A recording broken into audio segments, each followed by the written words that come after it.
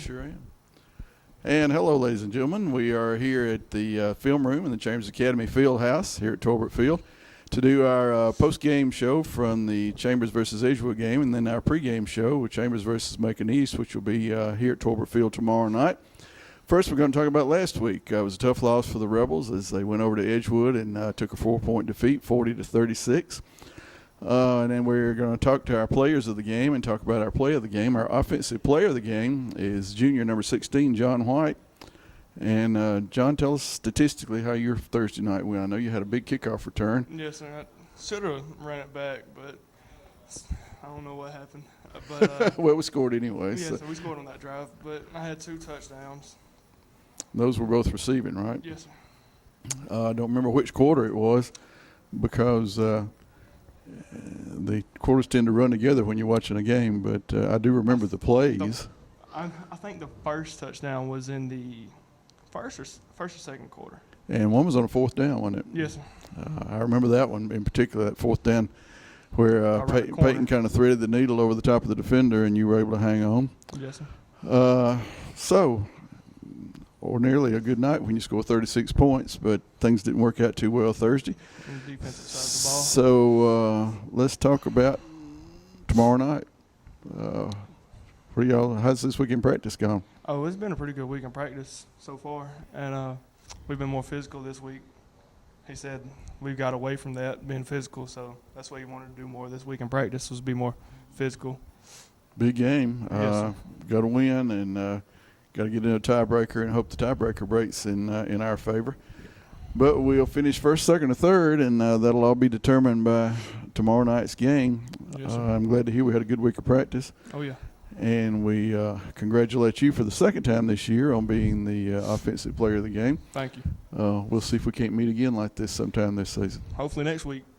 Let's go for it. Yes, sir. Thanks. See you, John. Our play of the game was a pivotal play, and for the second week in a row, it involves number 21, sophomore Gavin Kite.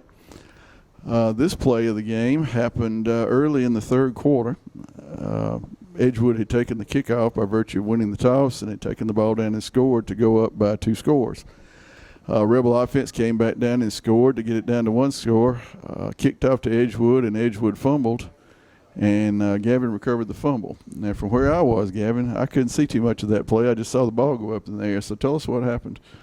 We ran down there. Our guys got down there pretty quick. I can't remember who hit it out, but somebody hit the ball with their helmet and it popped out. I just saw it get up in there and I caught it, and it was a good play on the kickoff team. And you just made your English teacher proud because instead of saying I seen it, you said I saw it. So good job. And that was a big play. We got the ball right back and went down and scored and retook the lead. And from there on out, it was kind of who had the ball last. Yes. And each team scored, then the other team would score back. It got to be a prize fight at that point. But that was a game-changing play because at that point we had scored and still down by 1 score. Something had to happen to make the breaks change, and that was it. That fumble, and you recovered it. So you're the owner of our this week's Play of the Game award. We congratulate you. And how are you feeling about this week? I felt pretty good. We had a good practice. We like John said, Coach Allen thought we got away from being physical, and this week all it was being physical. We went full speed and hit each other, and I think we had a lot better week of practice than what we've had all year. Sounds good. That's what the Rebel fans like to hear. Yes, sir. All right. Well, we'll be talking to somebody pretty quick. A little over 24 hours. We'll be picking up after a game and seeing who the players of the game are next week. But this week you're our 2 weeks in a row our play of the game. So let's go for 3. Okay. Yes, sir. All right. See ya. And this week's defensive player of the game for, I believe, the 3rd time. Is that right, Jacob? Yes, sir. Is number 63, senior Jacob Oliver. 3-time player of the game in 7 games. That's not too shabby. You were leading tackler again. I believe Coach Allen said you had 13 tackles. Is that right? Yes, sir, I did. Is that the most you've had all season? Yes, sir, I did. That's what I was thinking. So that's certainly deserving a player of the game. Defense had a tough night. What do you attribute that to? We just didn't get to the ball like we usually do. Just got away from our brand of defense. Seemed like you couldn't get off the field on third down no matter what. Yes, You could get them to third down pretty easy, but just couldn't get over that hump. Couldn't stop. Even a 3rd and 22 got away from you one time. So third down was a definite problem. I'm sure y'all have worked on that this week. Yes, sir, we did. 3rd and short, 4th and short. We just got to man up. That's what it is. You concur with what your teammates have said? It's been a tough, more physical week in practice? Yes, sir, it is. All right. Well, that's I would think, especially on defense, that's what it would take. So congratulations, Mr. Defensive Player of the Game, 13 tackles. That's a pretty amazing stat. Yes, sir. Keep it up. Sir, thank you. We'll see you. And we'll wind this session up speaking with Coach Jason Allen.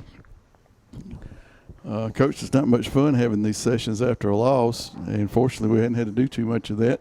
Yeah. But let's talk about last Thursday, because we need to talk and focus mainly on what we learned from that. Not a bad trip down there. First time I'd ever been down there to a game there, because it's been 17 years since we had played them. Yeah. But they were fired up. They were ready, weren't they? Yeah, we got their best shot. I thought their guys played really hard. Their coaching staff did a great job of having them prepared, and they really played well. My hat's off to them. I said after the game, I told our team I thought that they probably deserved to win the game. They made the plays. They made a lot of tough plays. We couldn't get off the field on 3rd down or 4th down, for that matter, when they faked the punt. Just let them extend drives, and we didn't score. I think the first possession we jumped off sides on a 3rd and 3 or 4, which was very manageable. Jumped off sides. We were trying to hard count them to see if not only would they jump off sides, but what are they doing defensively, and we moved. So that's a critical error you can't make. It turns into 3rd and 9, and we don't convert. I think we score every other possession besides we get into the 4th quarter, early or late 3rd quarter. We get inside their 10, and we don't score. We have a 2nd down play called, in which I think we're going to probably score a touchdown. We hit the snap that's on the way back to the quarterback with the running back, and so we have to get on the ground, and we lose 4 yards with that play at least. So you're in a hole in 3rd and goal from the 10, and then 4th and goal from the 10. So those were 2 critical possessions that I thought we made mistakes on, that we could have easily scored 50 points in the game. And then, of course, we just ran out of time there at the end on the last drive. We got a block in the back, which was very questionable, where we would have had the ball we went out to the 30, and then we had a late hit on them, so we would have put the ball on the 15 for the last play of the game, which would have been doable. But it's hard with 7 seconds from the 40 to realistically have a chance to score. So, disappointed with the outcome. Disappointed with myself as a coach for not having our guys more ready to play. That won't happen again. Our guys we've worked really hard this week. Whether or not that results in a win or a loss, you never know. But I feel like that we're ready to play. If that's something like that's got to happen, we'd rather it happen earlier in the year. But it has put us in a hole from a region standpoint, because that was a region loss. So as best I can tell, I'm no prognosticator. But from reading the rule books, if we were to beat Macon-East, and assuming we beat Banks and Edgewood beat Springwood, then we would have a 3-way tie at the top with Edgewood, Macon-East, and us. Okay, the handbook says that it would then go to point differential for the tiebreaker when there's 3 teams tied. As it stands right now, Macon-East is at plus 14, because the most points you can get in a victory, no matter how bad you beat them, is 14. So if you win by 18, it's still just 14. So they beat Edgewood by 14. So Edgewood's at negative 14, and then when we played Edgewood, we lose by 4, and Edgewood gained 4. So that put Edgewood at negative 10, us at negative 4, and Macon-East at positive 14. If we beat Macon-East by 9 points, we both will be tied at positive 6. Got me? Mm-hmm. I know, positive 5. Excuse me, positive 5. and I think we would win the tiebreaker because we would have won head-to-head with them in that scenario. Those three-way tiebreakers they're basically designed to eliminate one team, and then you and then it goes back look to at head-to-head. So if we don't win the tiebreaker, then Macon-East would be the area champ, and then we would go to head-to-head with Edgewood, which we would lose, which would make us a 3 seed and be on the road in the playoffs for the first time since 2015. Now, is there any significance? Because Chester and I were talking about this before this interview. Banks forfeited to Macon-East, so that was 1-0. If we were to play Banks and defeat them by a larger margin, does that make any difference? Is there anywhere that plays It would into? not, because I think the point differential comes down to the 3 teams that are involved. So how well we did against Springwood or Banks would not really have any impact. That's correct. Interesting. Okay. Well, I was going to ask you before we started if we needed to talk about that or if you just want to not worry about it. Didn't get a chance to ask you, but you took the lead with it, so that's where we're headed. A couple of things about last week that you mentioned one of them was a fake punt on 4th down that seemed to catch everybody flat-footed. Including us up in the Well, we press were hollering box. it from the sideline. You never know what the fake is, but we were definitely telling them to watch the fake multiple times, and we didn't watch it well enough. Actually, the guy that was the personal protector in front of the punter that was 10 yards deep eased into the line of scrimmage, and then he leaked out. We did not see him with our outside linebacker, and it was 4th and 10, and I think they get 11. Yeah, you're right. They only got it by, and then we late in the game it got down 4th and 1. Maybe Jumped the off last sides. time or time before last they scored and we jumped offside. That was on the winning drive for them. Had kind of a crucial turnover, and it's just sort of gets back to that saying: some days you're the bug, some days you're the windshield. Yeah, we had a chance to win the game as poorly as we played on defense there at the end, and we had the turnover. It was our only turnover of the game, and we got to learn to hold on to the football in that situation. One play that I think we might have seen better than you on the last play of the first half, Josh Holliday was wide open. And Peyton went to him, and at the last split second, I think it was number 4 on their team, came in and tipped the ball away. Yep. That was crucial as well because he barely hit it. Get a touchdown there, and all of a sudden you have seized momentum completely. Yeah, I think he just grazed the ball and changed the trajectory of the pass. Yeah, you're exactly right. It was Chester and I were getting ready to call it a touchdown because Josh was down there alone in the end zone, and Peyton saw him and threw it, but it wasn't to be. And so here we are. Like we said, it wasn't to be. So let's talk about this week. Let's put that behind us. Yeah. Talk about this week. Of course, Macon-East handled Edgewood pretty well. I talked to a guy in the press box as we were leaving, and he indicated he thought that was by far the worst game that Edgewood played all year. And, in fact, I think they kind of wish they could play them again. So he seemed to think they were beatable. Of course, anybody you play, you want to think they're beatable. So what do you know about them? Yeah, they've lost their last 2. And then they had a forfeit win last Friday with Banks. So the last 2 games they played, that they were beaten by Monroe Academy 41-26, and then they lost to Jackson Academy 42-14 the week after. But they got a really good team. They got a really good running back. He's number 4, so you'll see him right off the bat. He's a transfer from Pike Road High School there. He was starting inside linebacker for them last year. Wanted to run the football. I think they have a 4-star running back over at Pike Road, so he wasn't going to get to run the football there. So he transferred to Macon-East, and they're letting him run the ball. And kudos to them. I'd let him run it too. It's pretty good. We got to stop him. We got to play well. We got to play better against the run than we did last week. Part of our poor play against the run, I'm going to take the blame for because of our personnel.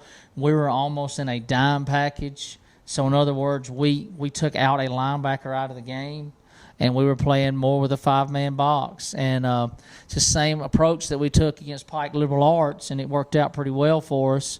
But Edgewood did a great job. They did a good job of getting their hands on our guys and then wrapping up to that linebacker. And, they didn't run for a lot of yards, but they ran for enough especially that first drive of the second half. They scored a long touchdown run with the running back. They ran for enough that it didn't make them one-dimensional. And so we were kind of playing on our heels a lot more.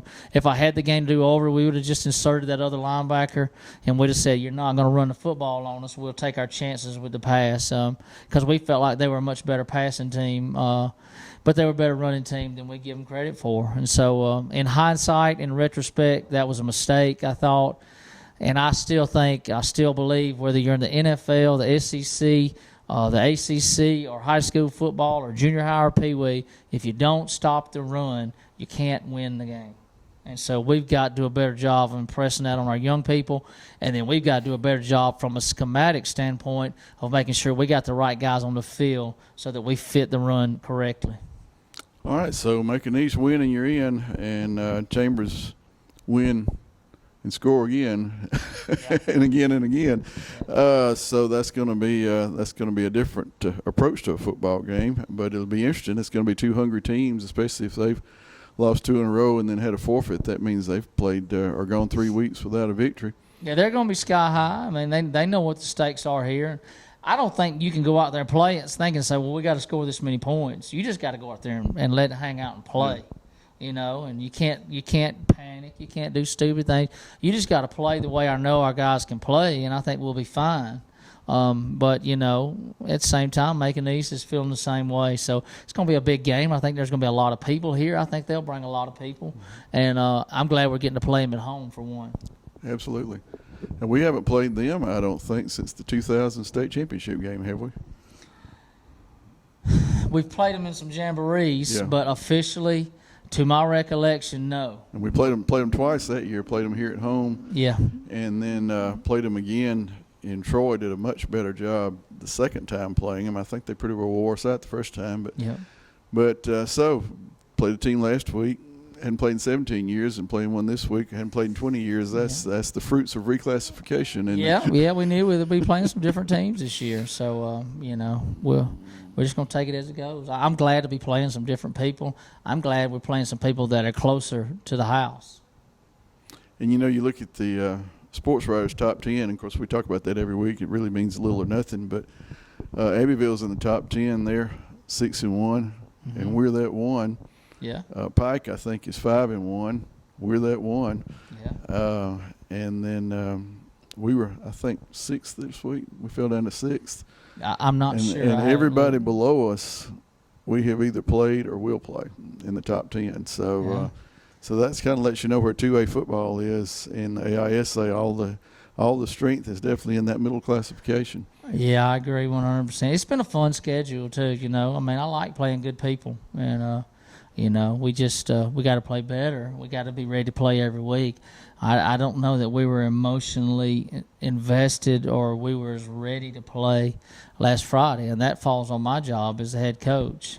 If I could figure that, I saw it coming, but if there's a way to figure out to stop it, you let me know, and we'll bottle it up and we'll sell it. That sounds good.